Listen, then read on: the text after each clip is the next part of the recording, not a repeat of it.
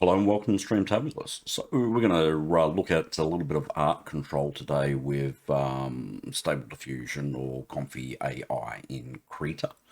And someone asked they wanted to make, I'm going to butcher this, neurological dyslexia, reading, writing issues, autism. I think it's called bas reliefs, which is the type of sculptures you'd see in Rome inside of rock. I guess like hieroglyphics, carvings, and such a thing. They want to try to create that, having probably difficulties doing it. So we want to have a look at how to do art control.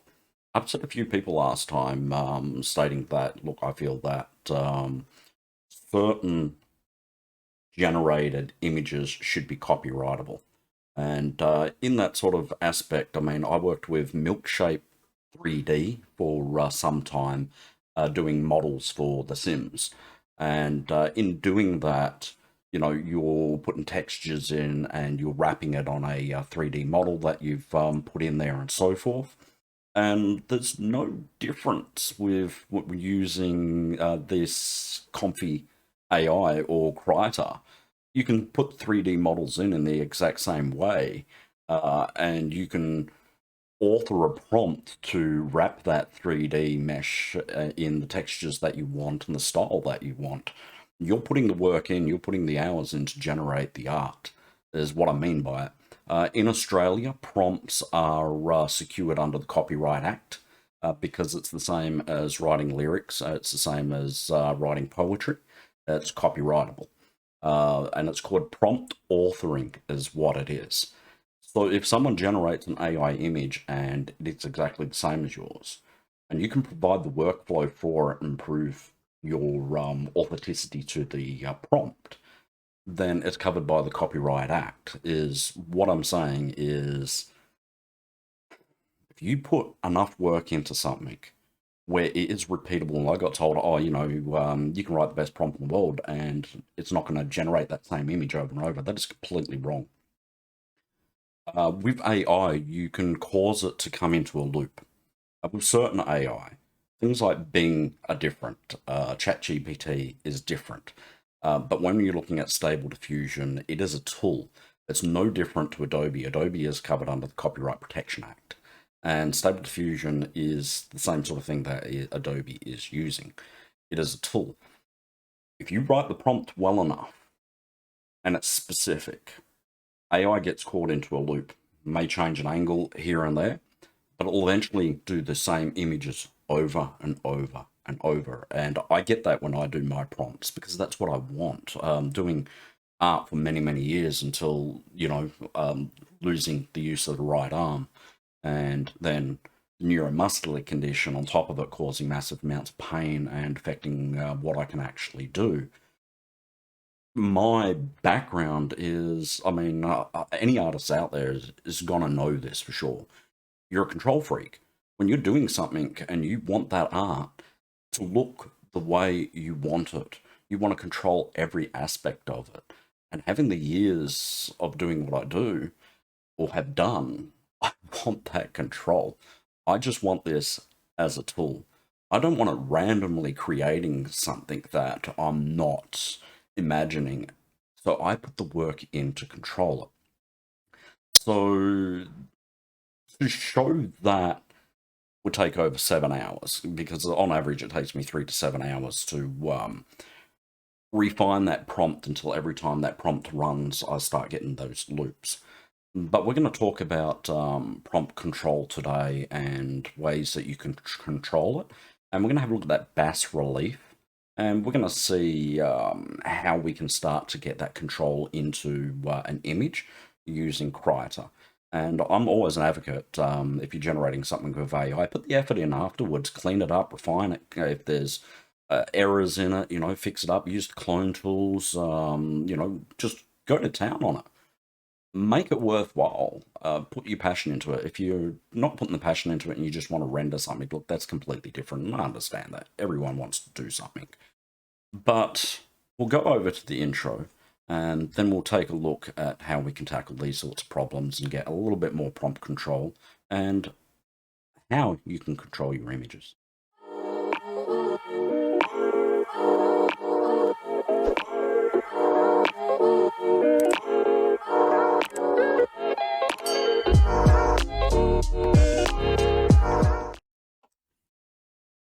Okay, so here we are in Krita AI.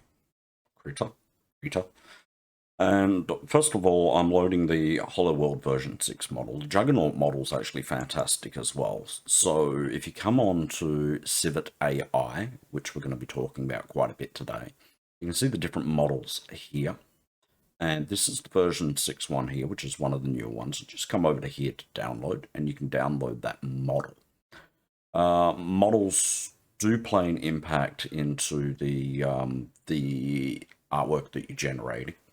And how do I put it? Because of the training, they can vary slightly. A lot of the models generally will generate something that's very, very similar. They may be slightly different in color. Some of the approaches are different.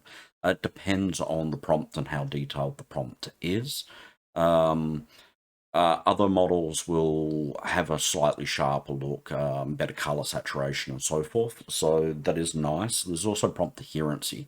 Prompt adherency is the ability to follow a prompt and have it less random. And I want less random. And I'm finding that for myself, the Hollow World one is a great model to do for that less random. And we talked about, if I'm pronouncing this right, Zaxishus. So I recommend checking that video out as well on prompts and weights. So yeah, the doing the prompt is very important to author the prompt and have the weights in there. The more effort and work that you put into it, the better we're actually going to get. Now, this person wants to do this bas reliefs, if I'm pronouncing that correctly. So I had to Google it to find out exactly what it was. These wordings here, you can actually use this in the prompt as well. So we can see things like carved into a wall. So that's very handy to know. Sculptured. So figures. We can see all these wordings in here, which are something that's very handy when you're doing your prompt authoring, because you can look at that and you can have an idea of what you're putting into it. So then we're going to come across into, well, quickly, we'll just go over and we'll take a look at images. So these are the images. So this gives me an idea of what this is and what is trying to be achieved. So we can see here we got sandstone blocks. So we could use that in it. This is where the artistic eye that I talk about comes into play, and authoring the prompt, having the more information in there, the better. So having it like this with the blocks, you can get that in and more control, but due to my hardware, we're going to have to cut that back because of the longer the prompt and the more control we start to put into it, the longer the renders are actually going to take. So it's something to keep in mind. So we're going to come over here and I'm just going to I have neurological dyslexia, autism, and I have great problems with reading. I'm pretty good with, but writing, grammar, spelling, atrocious. So I've already gone through and I've done one. So I thought what we would do is we would do something like James Cameron's Xenomorphs. So we're going to put Xenomorph in there. Of course, you could never, I mean, you can copyright protect it from being stolen and sold, which protects you with normal artwork. So you know, Xenomorphs is obviously the property of James Cameron and the companies that actually made the movies, so it's something to keep in mind. You would never be able to sell something like this. There's a law which is protects. It protects. How do we put this? If you do cosplay or something like that, and you do a suit and you decide to go in as a Marvel character, you're protected, so Marvel won't go after you and actually sue you for portraying one of their Marvel characters. And it's the same if you draw a piece of art on your favorite show, say Dragon Ball Z. You can do that, and you can show it proudly. What you can't do is sell it. As soon as you go to sell it, or if you make any money off it, so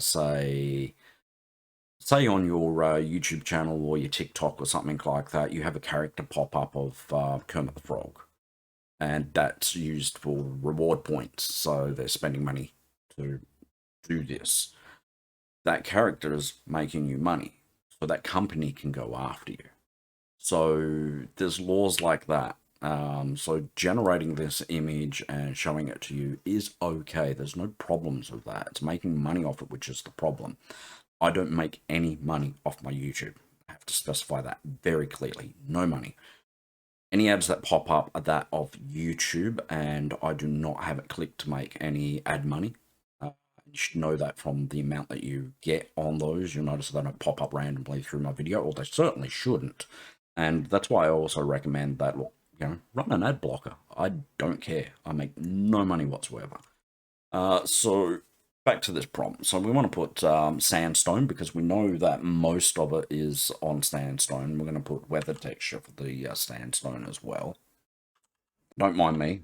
We're going to be skipping as I type, so I'm going to say what I'm typing, start to type, and it's probably going to skip forward. That's because it obviously takes me a heck of a long time, which is also why it takes me 7 hours to do a perfect prompt. So yeah, I mean, generally, if I'm having a good day, because obviously I don't know how it works, maybe the neuromuscular condition is part of it, since my nerves fire and I've got constant pain and muscle cramps, and half the time I can't walk properly and I fall over. So maybe that affects the brain in such a way that I actually have bad days and I'm worse with my reading and writing. And then I have good days and I can type something out really quickly. Well, one-handed anyway for the left hand. This one sort of, pain all the time. So now we want to come across, and we're going to put bas relief in there, so because that's what it is. Okay, so we'll come back to this. Now we've got xenomorph, sandstone, weathered, textured, bas reliefs, sculptured. So we'll hit render on that, and we'll see what happens. Now, if we've got a good model, we'll know what a bas relief is. So that's something to keep in mind. And one of the things you can do, and I've done it, is train your own models. You're legally allowed to train your own models now with any image you want. Before, I was just training my models with just purely my own artwork. Now, you can train your models with anything. So you can make your own model specifically for this, or train your own Lora and use it with a model to do this. I don't have the hardware, so it takes a long time. So generally, I just generate the tack-on models, which are loras. And we're going to talk about that more through this video, because this is extremely important to controlling your artwork. And if you want to make it uniquely your own, incorporate your own loras into it like I do, and that is the best way. And that's one of the things that protects mine from being so easily copied. If someone copies it, then they're cheating. Because, if you put your own loras into it, then that's specifically a tumbler, a key trained to you. So, something to keep in mind. So, we generally got a good image there. So, this model already knows what the baffleless relief is. So, we can come through now and we're going to refine this a little bit more for the prompt. And what I mean by that is, we want to give it as much detail as possible. And keep in mind, when you're writing something, think of it from an artistic, or better yet, one of the things I have a massive hobby is photography. A photography eye. So what do you see when you're doing something? Describe it in detail. So what would we see? We would see high quality. We would see intricate details in there. We would see the grain of the rock. So we would see rock texture, sandstone color. We would see that it's deeply carved in. We would see things like shadows, because the shadows would bring out the depths with the way the lighting hits it. So we want to come through and put that information into our prompt. The more information you have in the prompt, the better control. And then the more of that you get in, you'll start to hit those loops. So we can see here, we're getting something, but we're not getting what we want. So we're going to go in and we're going to put and control this. Now, also with the prompt, which is important, is the way the prompt is from beginning to end. AI pays attention to the beginning, less attention to the end. So you want all the keys at the front for control, and then the less important ones towards the end. So order matters for the prompt authoring. Weights also matter. If you've got something towards the end which is still important, you can put a weight on it and that will shift the order of it and put that into the image. And weights are a great way of getting that loop to happen, where every time you render it, it is the same person, it is the same figure, and it's just slightly different angles. Photography key points are important. Read up on photography and the terminologies used in photography. Highly recommended, because we have wide shots, we have close-ups, and there's a difference from chest up. There's specific terminologies used for it. The dyslexia, I forget it. So I actually have an image which has the borderings for where you'd zoom in on a camera to describe it. So extreme close-ups and so forth. That's important because it gives you control of your prompt, and we can get full control of our prompt. We can get, like I said, we can get it to loop. We can get that same image constantly generating, just slightly different angles, slightly different heights, a little bit further, a little bit closer, just those minor differences, but we can get that image looping, which is so good. So I'm going to type the rest of this in the control, and we'll come back and we'll show that. Okay, so I've put it in. We're going to let this render while we're actually talking about it. So we have high quality, intricate, 3D full-bodied figures, which should hopefully stop this sort of thing happening here. So we get the full figures in there. Okay, clear, because we want the image to be clear. 4 xenomorphs. AI is not really good with numbers, and it's not really good with language. So you may get a little bit more, a little bit less, but generally you should hit around that area, which helps with the control. 1 it's good with, it will understand 1. Okay, we put 8K in. Now, a lot of people think some of these keywords are garbage. They're not. It depends who trains the model. They can put 8K. Okay, how do I put it?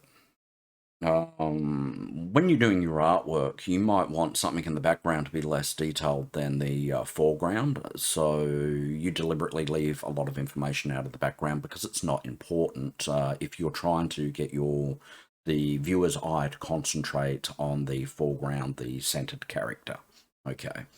So when you're using trigger words like 8K, think of it like that. 8K is a trigger word to put more information and more detail into the image. That's it. It's just a trigger word.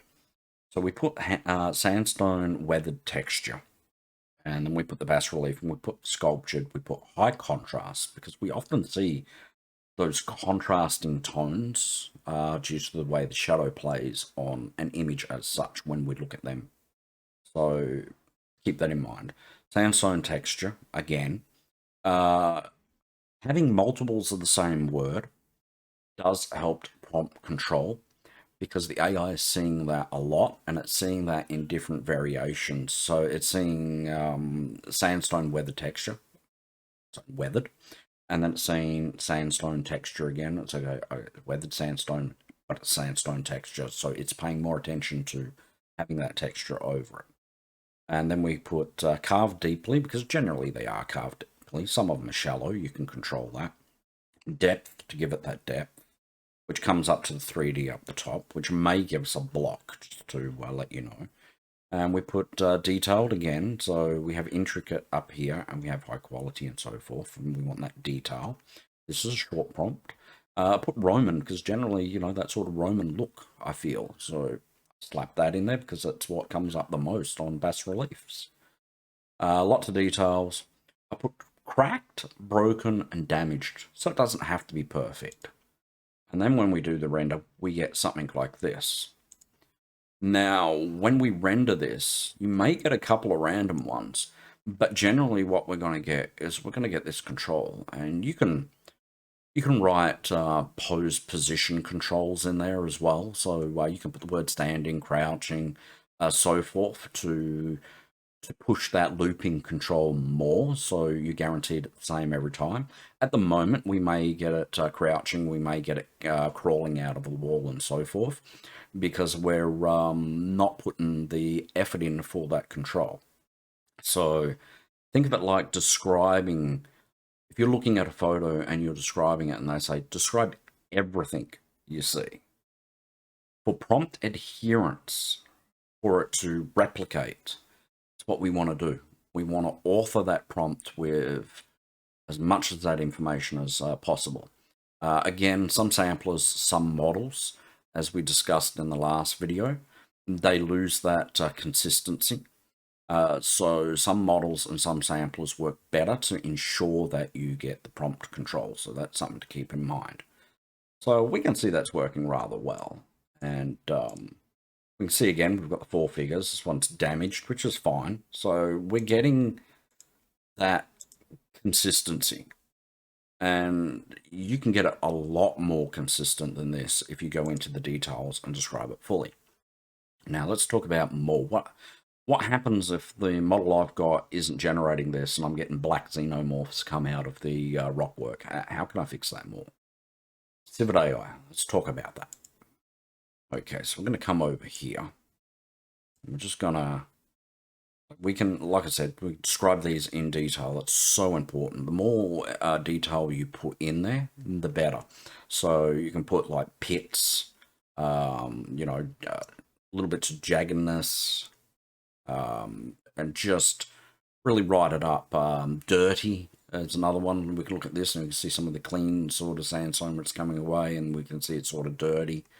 So yeah, you describe it as much as you can. The more you can see, positions of the people, what the people are doing. You know, are they side view of the characters? Are they facing the camera? The more we author the prompt and the more time we put into the prompt, we get prompt control. So, come over to Krita AI now. And these are ways to get more controls, is look at loras. So we don't need this. We've already told you about Hollow World. It's fantastic. So we'll come up here and we're going to copy this word since you're not going to be able to spell it straight away. We're going to see if someone has made a lora on it. Does it exist? I'm going to put that word in. Yeah, they broke that. That doesn't work anymore. Hit enter. So, until they fix it. We have one right here. So we can click on this and we can download that. And that's going to force more of that. So we have the bas reliefs in there. So we can add that, and that's going to give us better control again. So go back and we'll take a look at that. So I've already downloaded that one. So we'll come across and we'll put that in there. So there's a couple of different ways to add your loras. You can actually, if you're watching this, this is a little bit broken for your new system. If I put an enter with my neurological dyslexia, I like to space out things. So I'll usually have a description. And if I wanted descriptions on the photography style type of camera and that to control that sort of artwork more, I'll put a space, I'll put it at the top, and then I'll have the body of my description. And then I'll come through and I'll put my Lora in. Now I should be able to type SDXL and it should pop up my loras, but it doesn't. And it's a little bit broken. But if we come up to here and we do the same thing, so we type in the type in the little pointy arrow, and then we type in the word Lora, and then we put the columns, and then we type wrong area. Come over here and we type the SDXL. We get our loras come up. So they're nice and quick to find. So it's a little bit broken. I want a line there, and I'm just going to paste it in. So I've just don't have to have the directory. You can just have the name of the lora. So I'm going to put it in like that, and I'm just going to give it a weight of 0.5. Now, here's the hard part. You've got a 3060. That's the one that rendered before. So we can see we're getting that prompt control. We can get an idea of what I mean. And like I said, we can guide it a lot more than this. This is just basic to make a fast video. And as you know, these videos aren't usually fast. When we put Lora models in, we're adding more models, which means it's more work on the GPU. So if you've got a 3060, a RTX 3060, you're cruising. You usually won't find the models affecting that much more on the render time. With ye old GTX 1070, we're going to get longer renders. So yeah, it's one of the reasons I haven't done a video for full control. That, and if I was to do one and walk you all the way through front to end, then it's obviously going to take me hours. My body, I'm sore after doing these. And you got to remember, I'm cutting these down as well. So generally, it takes me 2 hours to do the video, edit the video, get the video up, do the thumbnail. I'm left in pain afterwards. I really am. So we can see here, and we can see more details now in that. So putting that on, we're going to get even more control. So yeah, we'll go back and I'll save that one later. But yeah, we'll get more control. So you can start to see how that plays in. So we're rendering another one here, but we can come across, we can do more. We can come up here and we can think of other things we like or want. So we can put the word sandstone in there. Someone's probably done that, right? Sandstone. Oh, did that again. I hope they fix that because it's a pain in the butt. Okay. So we can come across here and we can say that we want these to be 1.5s, and we can come down here and we can say we need these to be loras, and we can see 2 sandstones. So sandstone natural textures and sandstone weathered textures, and we can click on that and we can download one. I've already downloaded this one.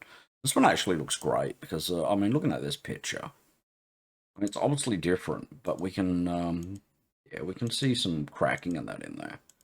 So, because this is just sandstone, this is a texture we'd be running over top of our image, or adding to the image. And that one's nice as well. So this is the weathered one, which I've gone with. So we can come back across now. We can see we're getting 4 figures.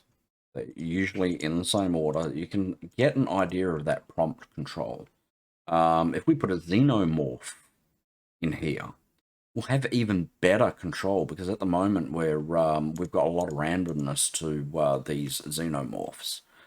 So if you were to download a Lora of a xenomorph, then it has a better idea to control the way that looks. So control is about the information that we put in.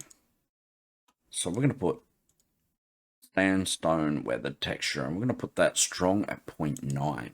Strong weights can break things. Keep that in mind. We'll see how this goes. We can see, like, I mean, just with the Hollow World model, and then we just come in and we put that bas relief, and you can train a model. We get a lot of control starting to come into our image. And the more time and effort we put in to authoring the prompt, the more details and the more consistent the image will be. So we can describe that it's one flat rock. We can describe that, you know, that it's made up of multiple sandstone blocks. And, you know, you can go to town with it. The more time you put in, the better it will be. You can upscale it later and give it better quality. And, of course, you could go into Photoshop afterwards. And if you go to the filters in Photoshop, you'll actually find that there's a texture filter in there, and there's a sandstone filter that already exists in Photoshop, so you can apply that to it as well, and that will ensure that you're getting that sort of look to it. So we can see that we're getting some sandstone look there. So we have a slightly I'm running a low size canvas because of this graphics card, and with the low size canvas we obviously get bit of mess happening when you're running it on a low size canvas. Bigger canvases, you get better. So there are also things like add details. So you can find other loras to give it more in-depth detail that you can use as well. Okay, so I've come through, I'm just taking a look here, and we actually have lots of xenomorph models. So we've got quite a few of them there. So we can come through and we can take a look at these. This would be probably really good. So we could control that alien that little bit more. So that's fantastic. So we can add these to our loras and we can add them in and get more control over our artwork. Kind of partial to this interesting book one. I'm curious of what that will do. So I've put that in and I'm currently running that now. But we can see here from our images that we're getting like really nice textures with that sandstone added to it, and we can see that we're getting those pittings and so forth. And, you know, upscaling something like this, we've got broken arms, we've got the weathering happening in there. So we're getting a lot of control in our image, and most importantly, we're getting consistent. And it's a beautiful consistency. I mean, you can't fault that. And like I said, the more we put in, the more control we get. This one here is a bit of a mess. What this one caused the mess was sandstone's too strong. I mentioned the higher weight, and I had it on 0.9, so 0.9, where when we come through and we lowered it, we got even better images. So now this has the xenomorph added to it, so it's not too much of a difference. But we can see how we're getting that consistency. So when we're running it, we're getting that repeating look now, since we have applied more. And that's what I mean. I mean, we can end up rendering this and we'll get slight differences, but generally we'll get a consistency which is the same. And it's like with artwork. If someone tries to copy your artwork and it's not transformed enough, they can be done for copyright. And that's what we look at when we do the prompt authoring. How different is the generated artwork from your authored prompt? So, you know, save your workflows and stuff like that. And yeah, I'm fussy. I really like controlling it. I mean, I wish I could do my manual stuff. I've actually got this hankering to do an acrylic painting. And I haven't done an acrylic painting for probably about 14 years now. And I did a digital painting which took me weeks just on the phone drawing it in. And I really want to do that digital painting as on canvas. So it's something I'm looking at, and I don't know if my body would be up to it. So this one, we can see we've got more breakaway on it. This one here, these were basically the same weights. This was the same weight. I increased the weight here to see what we get on the image. So basically what we're doing is it's more sandstone. And we can see how that sandstone from this one does definitely affect the image. So we can bounce around and find that image control there and see how we actually go. Okay, so there it is. It's a bit more of an idea and an explanation onto authoring a prompt to get more consistent control. You are going to get slight differences, but the more you start to control it, so describe faces, describe angles, describe poses, and so forth, the more you put in there, the more you can start to control those renders and get consistency. Because it is just a tool, it's just an AI, it's just ones and zeros, there's nothing magical about it. You can get it to the point where you're getting consistency. And that's basically what I do. I go full control. I will create my own loras. I'll use models and put models in so it's posing over the top of a model and so forth. And, you know, after I'm done, I will go through with Paint Shop or Photoshop and so forth, and I'll clean them up and add more to it. Sometimes I'll do a composite and so forth. So you put the effort in, and that's how you make artwork more unique. So yeah, Civet AI is your friend. There's a lot of people that have made loras out there already, which could save you a lot of time, so you don't actually have to be sitting there making Lora after Lora to control your artwork.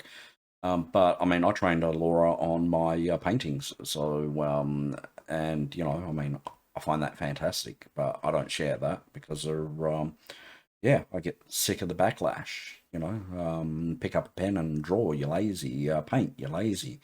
Obviously, I mean, they don't watch full videos. I mean, most of the time they're just following the link and then they're bitching and moaning about it. And, you know, they don't realize that I've done art. I mean, my Sims models are the most downloaded models in the world. You know, I was an idiot. I should have been charging 50 cents to download models for a month and I would have made millions of dollars, quite literally.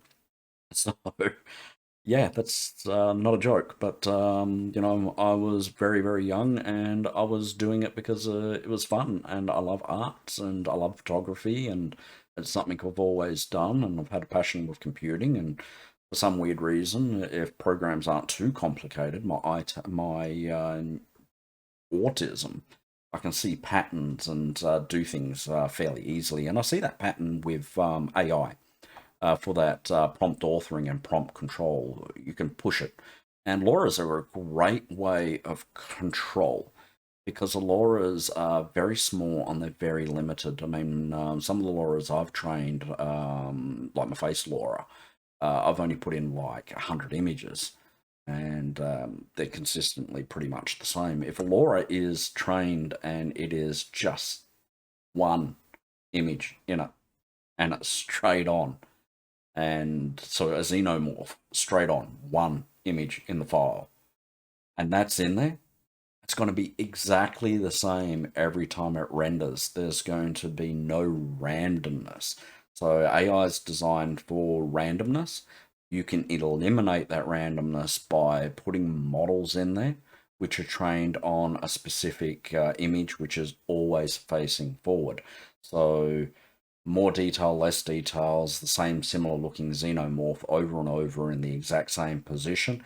And then using that model, you're going to get that consistent every single time that you do it. So look, I hope this doesn't offend any more people. I block a lot of people and, you know, there's a lot of dislikes. There's a lot of hate for AI. I'm surprised there's not a lot of hate for scripts when you've got Lightroom and you just click a script and it goes through and it changes your entire image. And, you know, people have copyrighted a photo. You can go out and take a picture of something and suddenly that's copyrighted. Another person goes out and takes the exact same picture in the exact same spot. And they're like, oh, I got to it first. So over the years, I think this is going to change a lot. And AI, I think the first public release was May of 2023. It's very new. There's a long way to go to it. Laws are needed. I have mentioned that before. We need to protect physical people that are actors, that are models, because you can type in, you know, someone swimming, leaning on a pool edge, holding a bottle of perfume towards the camera and generate that image and then just put your label on the bottle and slap it up and then suddenly, you know, you're not paying for photography, you're not paying for a model, not paying for a location, people out of work, people out of work, people out of work. Laws are needed. But at the same time, new artists are popping up that also need some sort of protection as well. And like I said, prompt authoring is a thing. That is what it is called in Australia. That is what the law decided to call prompt authoring in Australia, and it's covered by copyright protection. So, you know, some countries are behind the eight ball, other countries are more ahead of it and have a better understanding, and over time, all this will change. So, yeah, look, even if you dislike it, you have to realize that there is a use case for it and hopefully we'll see more control. That's what I want to see. I want to see more prompt adherence. When I review models and I review it to the person that's actually made the model, I comment on that all the time. The prompt adherence is lacking. If I type in a blue shirt, I'm getting blue eyes or overly blue background and so forth. I want my prompt adherence so I can describe it in details and get exactly what I want. And thanks to Ackley, we have a lot of control in there, and we've talked about that with pose controls and depth maps. So you can put in models, 3D models, a picture of a, I want to buy one of those little figurines that are posable, and I've talked about that in the past, because then you can control it more and more and more. So, and that's what I want. I want it from the artistic aspect of a tool that gives me something back that my disability has taken from me. Simple as that. I want back that ability to express myself in art, which I lost. And yeah, look, I couldn't do faces very well. They're generally really simplistic and sort of childish like paintings. So this is a completely different artwork.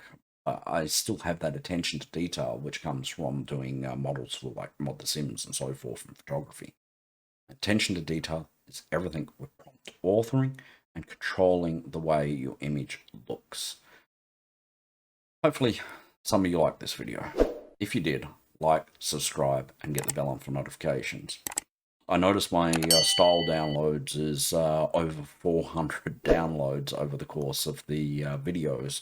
So I guess people are sharing it on other channels because I'm not getting all those views. I'm certainly not getting those likes.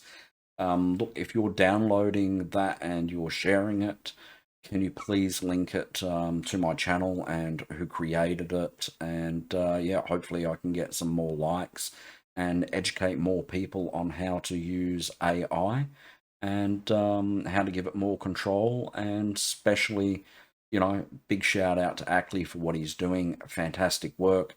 As usual, I'll leave a link below to him so you can head over and sponsor him if you have the funds to do so. I'd certainly appreciate you doing that for him, because without this tool, I wouldn't be able to do something which I have missed for so long, and that's do artwork in a manner which I love, with that control and the way I can make it look. I think it's absolutely fantastic. So get over and sponsor him, and I'll see you in the next Streamtablers video. Thank you for watching my video and sticking around to the end. If you like my videos, it'd really help me out if you could like and subscribe. It helps the YouTube algorithm to push my videos out there to more viewers, which in turn helps me and helps everyone. So thank you for watching my video and hanging around to the end, and I will see you in the next video.